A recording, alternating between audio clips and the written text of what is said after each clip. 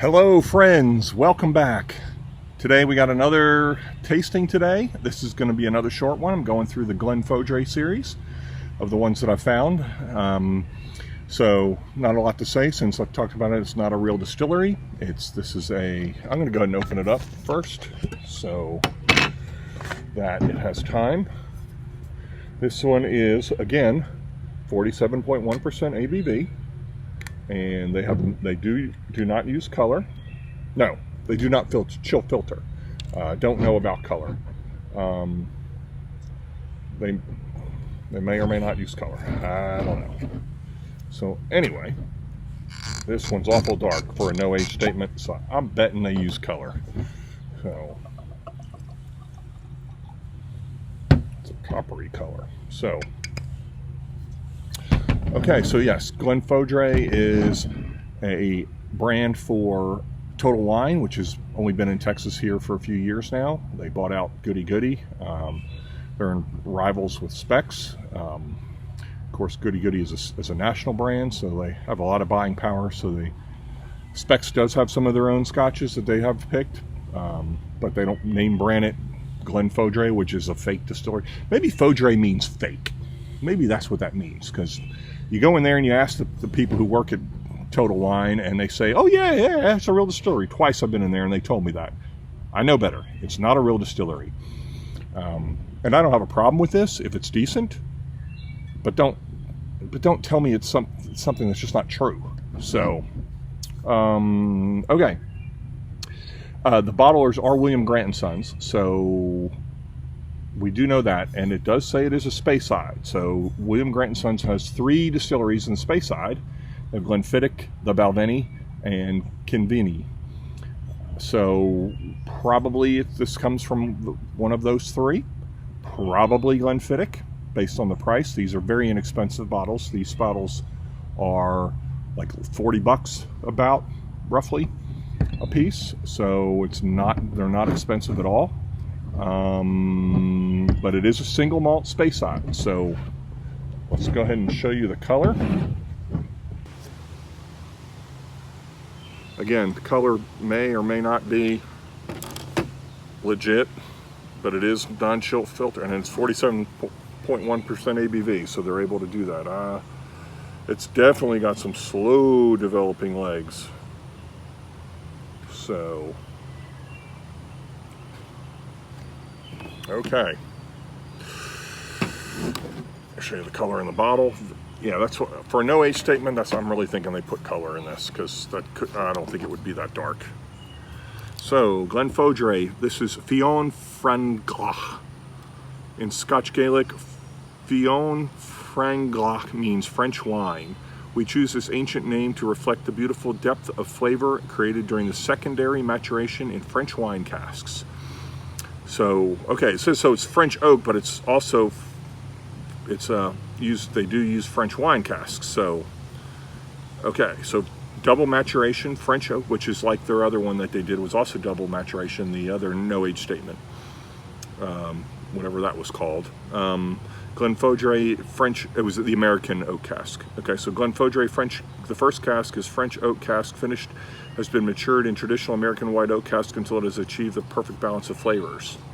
I don't know what kind of white oak casks. The second cask, once our malt master has approved the quality of the first maturation, the whiskey is then transferred into casks that have previously held French wine. Interesting. I'm not sure who their malt master is, since they aren't a distillery, but maybe they pay someone at Glenfiddich to do it for them. The back is the same, except they add bottled at a higher strength and without chill filtration or addition of caramel. Or the addition of caramel. Caramel what? Caramel coloring? So maybe there isn't coloring in this. Our malt master has ensured that you can enjoy the full range of aromas and depth of flavors this exceptional single malt cask has to offer. If somebody knows what that means, or it says literally the bottled at a higher strength and without chill filtration or the addition of caramel. It doesn't say caramel what. I'm assuming that means color. If somebody knows better, please let me know in the comments. Okay, so I showed you the color. I don't think there's anything else on here. It's all the same.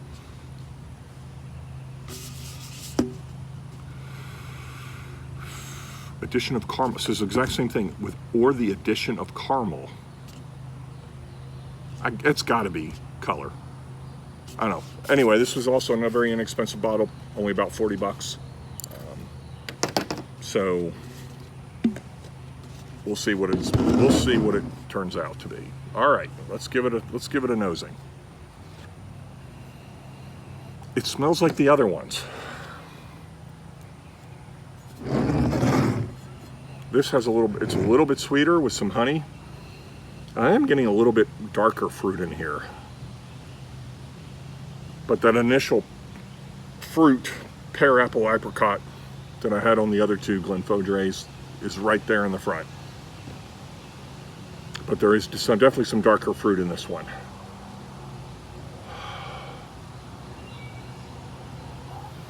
I'm getting a little bit of that wine.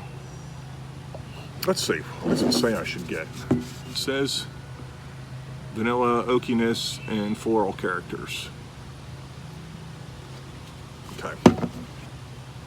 I'm not getting as much. The other one, the American oak, had more floral than this one does. This one has some dark fruit.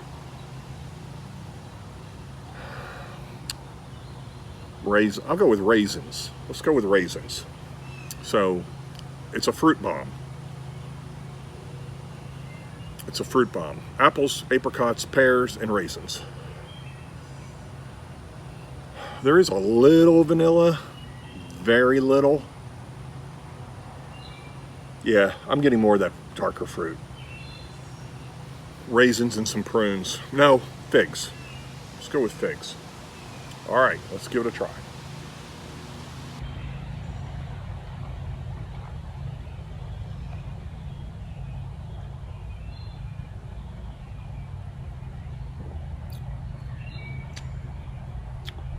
Okay, this has a fullness that the other two did not. This is much, the other two were very thin. This is not like that at all. I'm getting those fruits. I'm getting, yeah, this is much better than the other ones. Even though this is no age statement, I'm going to say it's better than the 12. It's certainly better than the American oak. Yes, I'm getting some of that. Yeah, there's some vanilla coming in a little bit, but the sweetness is more like a, it's hard to describe. It's almost like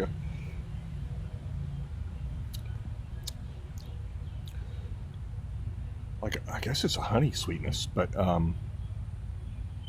this one's much better. So, all right, let's see here. Still smells the same. Still get the white fruits stick you, and then the raisins and the figs are in the back. This one, though, is better. All right.